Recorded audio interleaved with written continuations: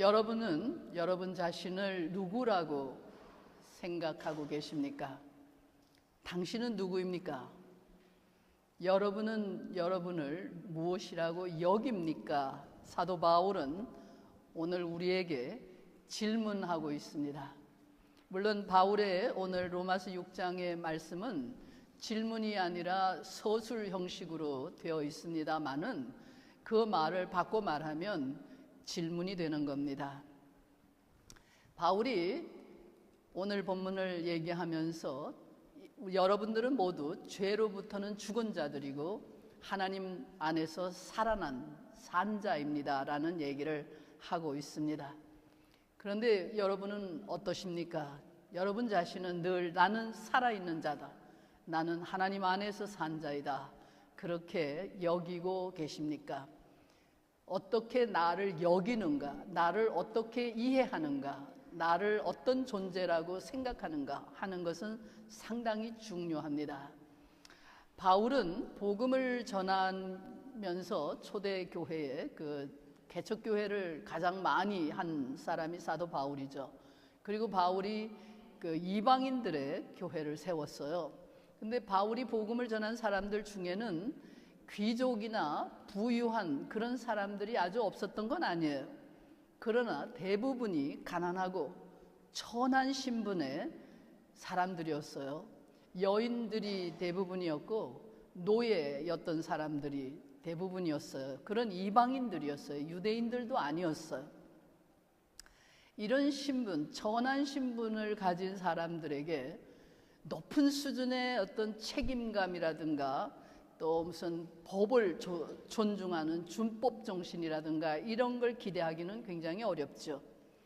종으로 사는 사람에게 주인이 가져야 할 책임감을 기대하는 것은 굉장히 어렵죠. 노예에게 자유인의 긍지를 기대하기는 어렵죠. 그 때문에 사도 바울이 세운 그 초대교회는 굉장히 많은 문제들이 있었어요.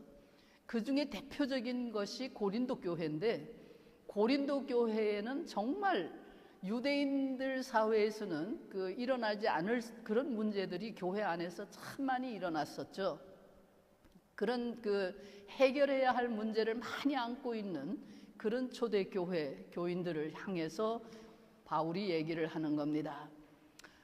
비록 사람들이 예수를 믿고 새로운 존재가 되었다라는 고백을 해도 옛날 모습에서 벗어나는 것은 그렇게 쉽지가 않아요.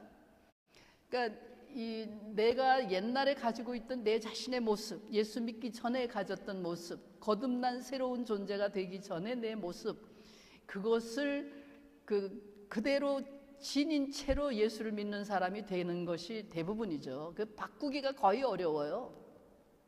제가 아는 저희 외할아버지가 옛날에, 아주 옛날이죠, 예수를 믿고 나서 담배를 끊기 위해서 무덤에 가가지고 무슨 일주일인가 얼마 동안을 금식으로 기도하고서 담배를 끊었다, 그런 얘기를 하는 걸 들었어요. 제가 이제 기억력이 나빠져서 정확한 날짜를 기억을 못 하겠는데 3일이라고 그랬는지 하여튼 무덤가에서, 그러니까 다시 말하면 자기 죽음을 생각하면서 담배를 피는 게 죄라고 생각을 해서 거기서부터 벗어나기 위해서 몸부림을 치고 기도하고 그리고서는 이제 담배를 끊었다, 그런 얘기를 아주 어릴 적에 들었어요. 그러니까 이렇게 인간은 자기 자신의 옛날 모습으로부터 벗어난다고 하는 게 결코 쉽지가 않아요. 부자가 되면은 변하는가? 그렇게 쉽지 않죠. 물질적으로 풍요해졌다고 해서 바뀌질 않아요. 또 신분이 바뀌었다고 해서, 노예였는데 자유인이 되었다고 해서 그 옛날의 노예의 모습이 금방 없어지질 않죠. 학교를 다녀서 교육을 받으면 해결되는 게 아니에요. 그게 무슨 석사, 박사 학위를 가졌다고 해서 그런 문제들이 다 없어지는 게 아니다, 그런 얘기예요. 종의 모습을 벗어버리고 노예의 모습을 벗어버리고 주인으로서, 자유인으로서의 품성을 갖춘다고 하는 일은 결코 쉬운 게 아니에요. 그렇게 변하기 위해서는 내가 예수를 믿고 내가 이제는 그렇게 되었다라고 하는 고백을 한다고 해서 금방 바뀌는 게 아니기 때문에 자기 자신이 변하기 위해서 정말 피나는 노력을 해야 하는 거예요. 아주 고된 노력과 훈련이 있어야 한다, 그런 얘기예요. 이게 하루아침에 이루어지는 것도 아니에요. 오랜 시간이 걸리고 오랫동안 그 아주 엄격한 연단을 통해서 그런 훈련을 받아야만 이게 바뀌는 거거든요. 그게 그렇게 쉽게 되지를 않죠. 그런데 그런 그 연단이나 훈련보다가도 더 중요한 것, 더 근본적인 것이 있습니다. 그게 뭔가 하면, 그러니까 훈련에 앞서서, 훈련이나 뭐 어떤 한 것은 그 연단을 하기 이전에 먼저 선행되어야 하는 일이 있는데, 그것이 무엇인가 하면 자기 자신을 어떻게 여기느냐 하는 거에서 시작하는 거예요. 나라는 존재를 어떤 존재로 인식하느냐, 내가 누구라고 생각하느냐, 나를 어떤 인간이라고 여기느냐 하는 데서부터 인간됨의 출발점이 시작되는 거죠. 그리고 그 자기를 그렇게 여기는 것에서 인간의 그 사람의 완성된 모습이 이루어지는 거죠. 우리가 자기 자신을 나는 뭐 쓸모없는 존재야, 나는 종이야, 나는 노예야, 나는 쌍놈이야, 나는 그저 될 대로 되라고 살아가는 사람이야, 뭐 이런 식으로 자기 자신을 이해하고 있는, 무의식적으로 그렇게 생각하고 의식적으로 그렇게 생각하고 말끝마다 그렇게 말하고 이러는 사람들은 아무리 훈련을 시켜도 껍데기는 바꿀 수 있어요. 뭐 엄하게 하면은 그 앞에서는 잠깐 바뀌는 것 같죠. 그러나 그의 속마음이 바뀌지를 않기 때문에 결국은 원래 자리로 돌아가고 원래 자리로 돌아가고 이제 그렇게 되고 말죠. 이런 사람들은 공부를 많이 하면 안 돼요. 오히려 공부를 많이 하거나 뭐 돈이 많아지거나 무슨 그 기술을 많이 가지거나 뭐를 많이 가지면 가질수록 반항심과 열등감이 더 많아져. 그것 때문에 다른 사람들을 더 많이 괴롭히는 그런 일을 할 수밖에 없게 되죠. 그러니까 직위가 높아지면 이런 사람들은 자기 자신이 마음속에 뭐 노예 근성으로 꽉 차 있고 열등감으로 꽉 차 있고 뭐 이런 사람들이 높은 자리에 올라가면 많은 사람들을 괴롭히게 되죠. 더 많은 사람들을 고통스럽게 만들기 때문에 근본적인 게 바뀌어야 한다, 그런 얘기. 그의 인간됨, 내 자신이 누구라고 생각하느냐라고 하는 그 의식, 그것, 나를 어떻게 여기느냐, 거기서부터 출발해야 되는 거예요. 그게 바뀌어야 한다, 그런 얘기예요. 저는 오랫동안 이 미국에서 살면서 이제 나이 들어서 목사로 살면서 이제 점점 그러니까 많은 사람들을 겪으면서 뭐라고 생각을 했는가 하면 우리 한국 사람들은 왜 이렇게 노예 근성에 빠져 있는가, 노예 근성이 이렇게 뼛속 깊이 뿌리를 내리고 있는가, 이런 생각을 참 많이 했어요. 그래서 왜 그런가, 아마 그 이유를 저는 일제 36년 동안 남의 나라 식민지로 종살이를 했기 때문인가 보다, 오랫동안 그렇게 생각을 했었어요. 그런데 제가 이영훈 교수, 서울대학의 이영훈 교수가 하는 그 강연을 그 유튜브로 방송에서 들었어요. 거의 많이 들었어요. 그러면서 제가 배웠어요. 그게 아니다. 일제 36년 때문에 그렇게 된 게 아니라 일제 36년 때문에 오히려 우리 민족의식, 우리는 한국인이다, 뭐 이런 의식이 생겼다, 뭐 오히려 그렇게 되고, 그게 아니라 근세조선, 소위 이조라고 불리는 근세조선 500년의 역사가 우리를 그렇게 만들었다라고 하는 걸 제가 배웠어요. 그럴 것 같아요. 36년 동안에 인간이 그렇게 바뀌지는 않죠. 한 세대밖에 안 되니까 그건 그렇게 큰 영향을 못 미쳐요. 문제는 500년의 조선 역사, 이것이 우리 한국인들로 하여금 종의 근성을 가지도록 만들었어요. 그러니까 자유인으로서의 책임감 같은 거는 생각을 안 해요. 대표적인 예가 뭔지 아세요?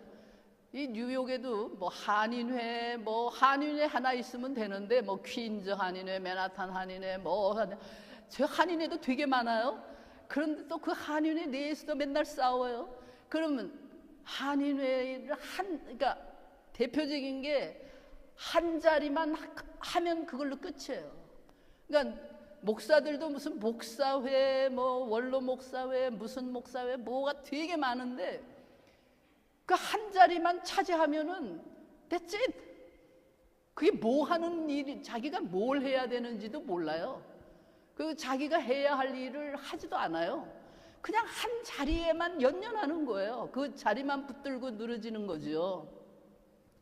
그리고 자기가 똑같은 일을 해도, 그러니까 저 사람이 회장이 돼서 저 사람이 일을 하는데 그게 내가 회장이 돼서 해도 그 일을 해야 하는 일이라고 생각을 하는데도 불구하고 저 사람이 회장이기 때문에 돕질 않는 거예요. 협력을 안 해요. 계속 그 사람을 공격하고 싸워요. 이렇게 가는 데마다 이런 현상들이 일어나고 있죠. 그게 종의 근성이죠. 노예 근성이죠. 책임감이라는 건 뭔지 모르는 거예요. 내가 회장이면 회장의 역할을 해야 되는 거예요. 책임을 지는 거예요. 내가 나라의 대통령이면 대통령의 책임을 지는 거예요. 내가 반장이면 반장의 책임을 지는 거예요. 내가 맡은 역할을 충실히 해야만 그 돌아가는 거거든요. 그 자유인으로서의 책임감이 있는 거죠. 주인이 책임을 지는 거지 노예나 종들은 책임이라는 말 자체를 이해 못해요. 제가 한국 사람들 보면은 한국에서도 그런 문제들, 근본적으로 책임이라는 언어조차 모르는 그런 사람들이다라고 생각할 때가 참 많아요.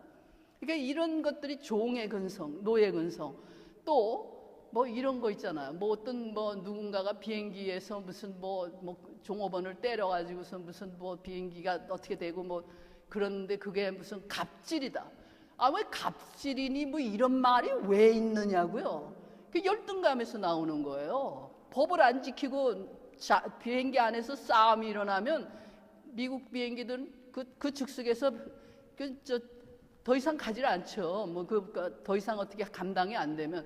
그렇다고 해서 그게 뭐 온 나라가 발칵 뒤집힐 정도로 신문에 나고 난리칠 일들이 아니거든요.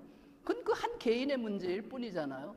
근데 그런 것들을 가지고 뭐 온 나라가 시끄럽고 난리를 치고 걸핏하면 사람들을 잡아가지고 무슨 뭐 어떤 장군을 뭐 갑질을 했다고 막 잡아가지고 어떻게 하고 이런 게 말이 안 되는 거예요. 그게 무슨 법에 있어요?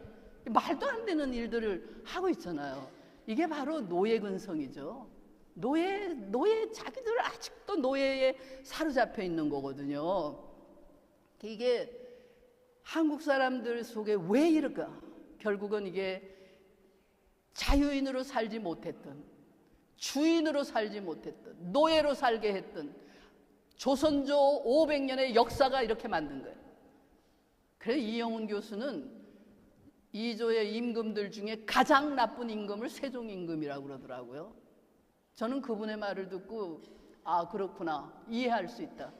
왜냐하면 세종대왕이 경국대전을 만들어가지고 법을 만들 때 제가 여러분에게 몇 번 얘기했어요. 근데 처음 듣는 사람이 있을 것 같아서 또 얘기하는데 종천제를 만들었다는 거예요. 종천제. 그게 뭔가 하면 아버지나 어머니 중에 누구 한 사람이 종이면 자식이 종이 되는 법을 만든 거예요. 인류 역사상 어느 나라도 그런 법을 가진 나라가 없는데 유일하게 조선이 그 법을 가진 거예요. 그래서 고려가 망할 때 조선조 초기에는 우리 민족의 종살이, 노예가 돼 있는 사람들이 그저 전 국민의 3% 그 정도도 안 됐대요.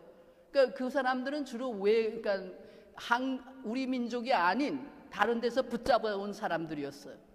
그들을 종으로 쓴 거예요. 그런데 조선조 중기 후기가 가서 17세기 뭐 이렇게 됐을 때는 17세기, 18세기 그때 갔을 때는 전 국민의 백성의 50% 가까이가 종이 됐다 이런 얘기예요. 그러니까는 어떤 마을에 가면 거의 그 고을 주민의 70%가 종이라는 거예요. 대부분이 그저 40% 이상 거의 50%의 종이었다 그런 얘기예요. 그래서 제 계산에 의하면 한국인의 75%는 종이다 그런 얘기예요. 종이었다. 왜냐? 여자들은 다 종이었잖아요. 여자들은 남존 여빈이 해가지고 여자들은 사람 취급을 안 해서 이름도 없어요. 여자들은 전부 종이었어요. 노예처럼 다루었어요. 공부도 안 시키고 그 값을 지금 다 받고 있는 거죠. 그런 거고 남자들 중에 50%가 종이니까 뭐 서자라고 차별하고 뭐라고 차별하고 그 노예로 만들고 종으로 부려먹고 전부 그러니까 권력 싸움을 해가지고 영의정이었던 사람이 역적으로 몰려가지고서는 역적이 돼버리면 그 가족이 뭐 삼족이니 뭐가 다 그냥 종이 돼버리는 거예요. 종으로 부려먹는 거예요. 이런 일을 했다니까요. 그렇게 했기 때문에 한국인들의 의식 속에 그저 종의 의식이 꽉 차 있는 거예요. 노예 근성으로 꽉 차 있어요. 가는 데마다 이 모양이다 그런 얘기예요. 기독교도 다른 게 없어요. 예수를 믿는 사람들도 교회도 마찬가지인 것 같아요. 교회 예수를 믿으니까 우리가 하나님의 자녀가 되었다. 그러면 종의 근성, 노예 근성에서 벗어나야 하는 거 아니에요? 주인의식이 있어요? 네? 제가 보기에 한국교회 교인들이 거의 대부분이 주인의식 없어요. 그냥 위선자들로 똘똘 뭉쳐있죠. 늘 눈치나 보고 적당히 얼렁뚱땅하고 뭔가 나에게 주어지는 대가가 없으면 안 하고 뭐 이런 식으로 이게 전부 똑같은 모습이다 그런 얘기죠. 심지어 한국교회 교인들은 예배가 뭔지도 모르죠. 왜 그런지 아세요? 여러분 한국말로 예배 뭐 한다고 그래요? 네? 교회 간다 혹은 예배 보러 간다 그러죠. 지금도 그러더라고요. 지금도 예배를 보러 간다는 말을 쓰더라고요. 예배를 드리러 가는 게 아니라 예배를 보러 가는 거예요. 그게 뭔지 아세요? 예배를 보는 건 구경꾼으로 있는 거거든요. 그 말이 어디에서 왔는가 하면 우리 민족은 오랫동안 조선시대를 특별히 얘기를 하면 조선조의 종교는 유교였지만 그 유교라고 하는 것은 사대부들의 것이었죠. 선비들, 극소수의 아주 적은 수의 사람들에게만 해당이 된 거죠. 그래서 제사를 다 모든 백성이 제사를 드리는 게 아니에요. 제사는 양반들의 가문에서만 제사를 드리죠. 그리고 그 제사는 남자들만 드리는 거지 여자는 제사에 얼씬도 못하죠. 그거 다 구경꾼이죠. 구경을 하는 거죠. 그러니까 그런 거고 서민들, 일반 조선의 백성들의 종교가 뭐였는지, 종교 생활을 어떻게 했는지 아세요? 여러분 잘 알잖아요. 무당이 구슬하는 거, 그렇죠? 무당이 구슬하는 거 보는 거죠. 구경하는 거죠. 또 고사를 지내죠. 그러면 고사 지내는 거를 옆에서 구경하는 거죠. 그래서 구경꾼이에요, 전부. 그러니까 구경하러 가는 거예요. 예배를 보러 가는 거예요. 예배를 본다는 거예요. 목사가 얼마나 굿판을 그러니까 굿을 잘 하는지 그 보러 가는 거예요. 성가대가 얼마나 풍악을 잘 잡고 잘 하는지 그걸 보러 가는 거예요. 내가 예배를 드리러 가는 게 아니라고요. 한국 사람들은 여러분들 예배 드리러 왔을 때 목사 설교 들으러 오는 거 아니잖아요. 여러분 예배 드리러 오는 거예요. 목사 설교는 목사는 목사의 역할이 있기 때문에 목사의 역할을 하는 거고 여러분들이 하나님 앞에 찬양을 드리는 거고 여러분들이 기도를 드리는 거고 그 동참하는 거예요. 거기에 여러분들이 내가 예배를 드리는 거지 예배를 보는 게 아니거든요. 근데 아직도 한국 교회가 예배를 본다고 그러더라고요. 예배 보러 간다 그렇게 말들을 하더라고요. 그게 뭐 잘못됐는지도 몰라요. 그러니까 이게 우리 조선조 서민들의 종교 생활이었어요. 굿이나 보고 떡이나 얻어먹는 거 그게 전부죠. 굿하는 거 구경하고 중이 연불하는 거 구경하고 자기가 그 연불을 하는 게 아니라 동참하는 게 아니라 구경하고 나는 밥이나 얻어먹는다 떡이나 얻어먹는다 이게 우리 한국인들이 가지고 있는 의식 구조가 아니냐 그런 얘기예요. 여러분들 중에서 아마 이런 생각을 하는 사람이 있을 거예요. 요즘 한국에서 오신 분들은 특히 그럴 거예요. 무슨 소리냐. 한국 사람들이 자기를 노예나 종의 후손으로 여긴다고 생각하는 건 잘못이다. 말도 안 되지 않습니까? 한국의 젊은이들 중에 자기 자신을 황태자로 여기고 자기를 공주로 여기고, 또 젊은이들뿐만 아니라 돈 많은 사람들 중에도 그렇고 뭐 그런 사람들이 얼마나 많은데 황태자로 여기고 공주로 여기는데 그 사람들 보고 무슨 노예 근성이 있다? 그 말이 안 된다 이렇게 말하는지 모르죠. 정말이세요? 정말 황태자로 여겨요? 정말 자기를 공주로 여겨요? 정말 자기를 임금님처럼 여기고 자기를 왕비처럼 여겨요? 네? 그렇다면 황태자가 뭐 하는 사람이에요? 임금님이 뭐 하는 사람이냐고요? 앉아서 대접받는 사람들이라고요? 네? 나라가 위태롭고 전쟁을 해야 되면 제일 앞에 나서서 전쟁터로 달려가는 게 임금이에요. 황태자가 제일 먼저 자기 부하들을 끌고 전쟁터로 나가 싸우는 게 그게 황태자예요. 공주들은 뭐 하는 거냐고요? 나라가 어려우면 내 몸을 남의 나라에 파는 한이 있어더라도 원병을 끌어와서 내 나라를 지키기 위해서 나를 희생하는 사람이 공주예요. 그게 황태자고 그게 공주고 그게 임금이고 그게 황후라고요. 뭐 앉아서 무슨 뭐 자기 그 노예 근성이라니까요. 열등감의 표현일 뿐이에요. 아무것도 아니에요. 그래가지고는 그게 황태자가 아니고 공주가 아니에요. 근본적인 게 바뀌어야 해요.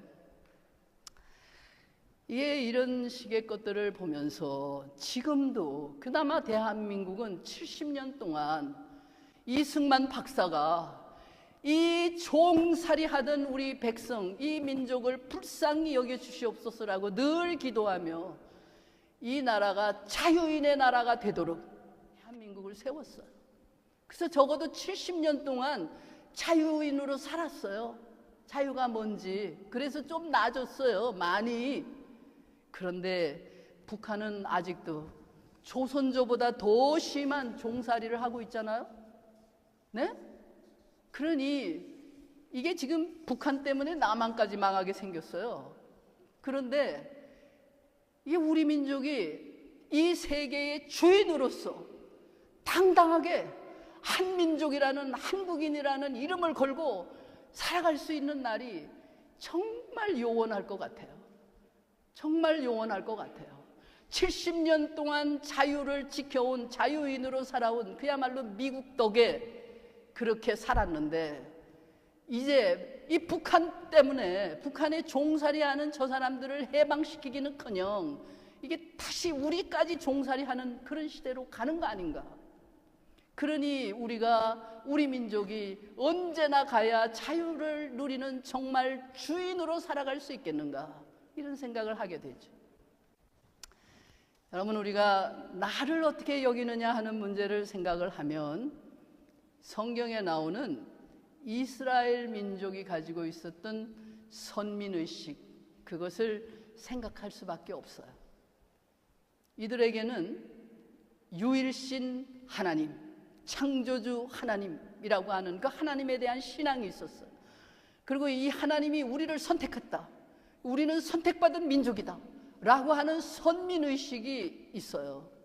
그래서 이 사람들은 어디를 가든지 아무리 비참하게 가난하게 정말 뭐 아우슈비츠에서 무슨 뭐 그냥 가스 챔버에서 죽어가고 막 이러면서도 자기네들이 선민이라고 하는 하나님의 택함 받은 백성이라고 하는 그 의식을 가지고 있어요.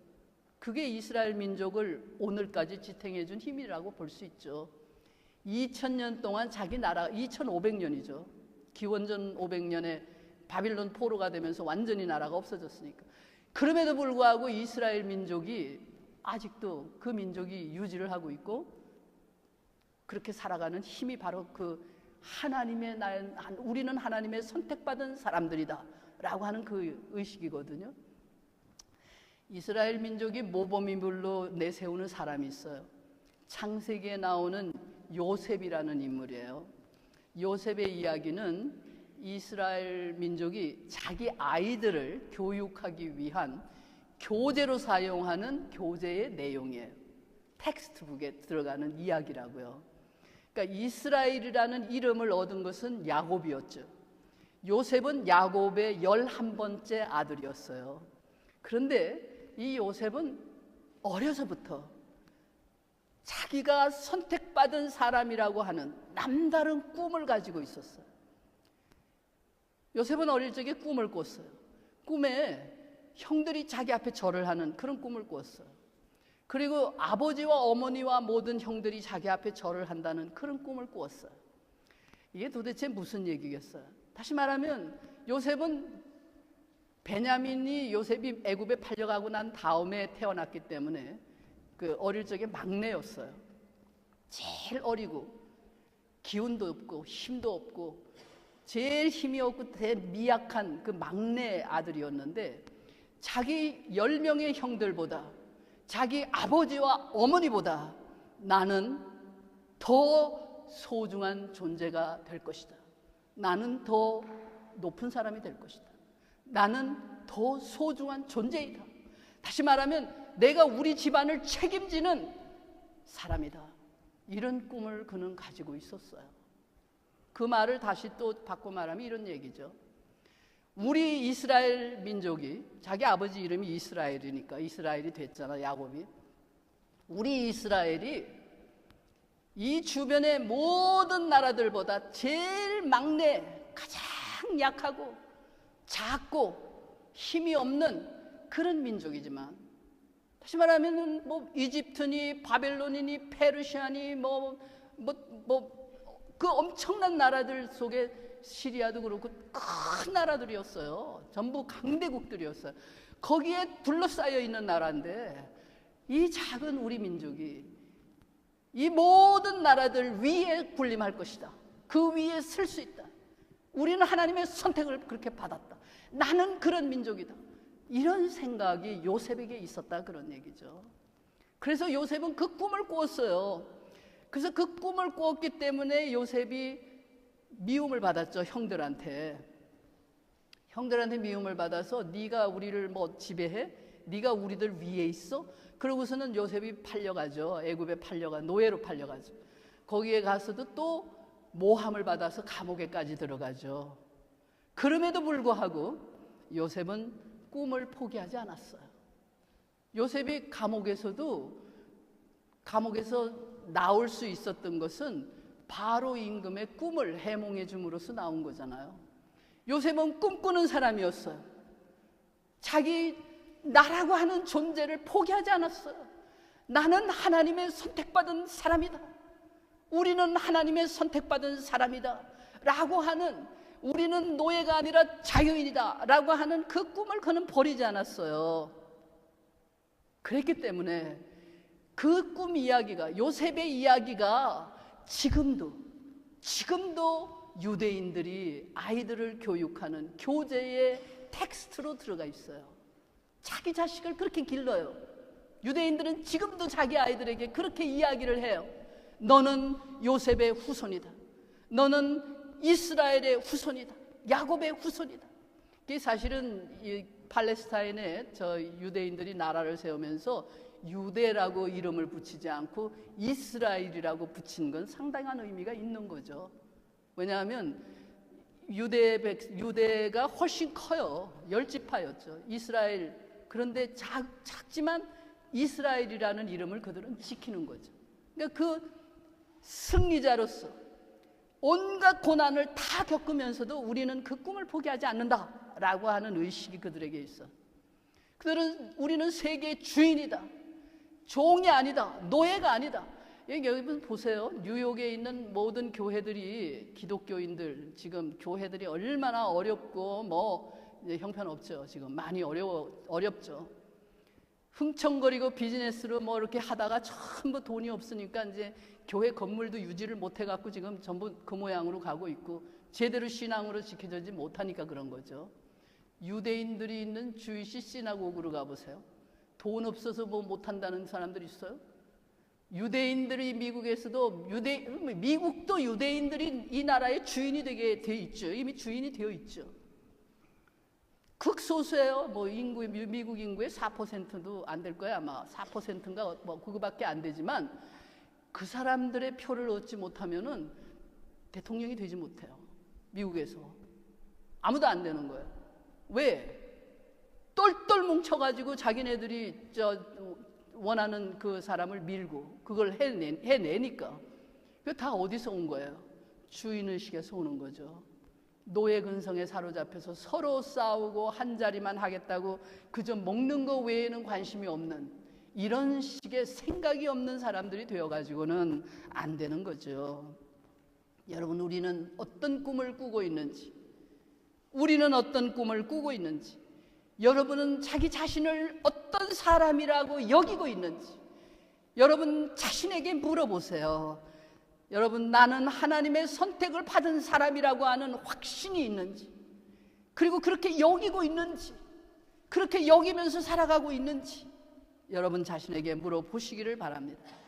여러분은 죽은 자가 아니라 산 자라고. 하나님은 죽은 자의 하나님이 아니에요. 하나님은 산 자의 하나님이에요. 죽은 자들은 죽은 자로 장사 지내게 해라. 예수님이 하신 말씀이죠. 죽은 자들은 예수와 상관이 없어요. 죽은 자들은 하나님과 상관이 없어요. 죄의 노예가 되어 있을 뿐이에요. 노예로 살지 않아야 하는 거죠. 예수 그리스도의 아버지 하나님, 그가 여러분과 나의 하나님이세요. 십자가를 통해 부활의 승리를 얻으신 그분이 우리의 하나님이세요. 여러분과 제가 스스로를 하나님의 자녀로 여기시기를 바랍니다. 종이 아니라 주인으로 여겨야 하는 거예요. 죽은 자가 아니라 산 자로 여기는, 그리하여 진정한 승리자가 될 수 있는 우리 민족이 되고 여러분과 제가 되기를 원합니다.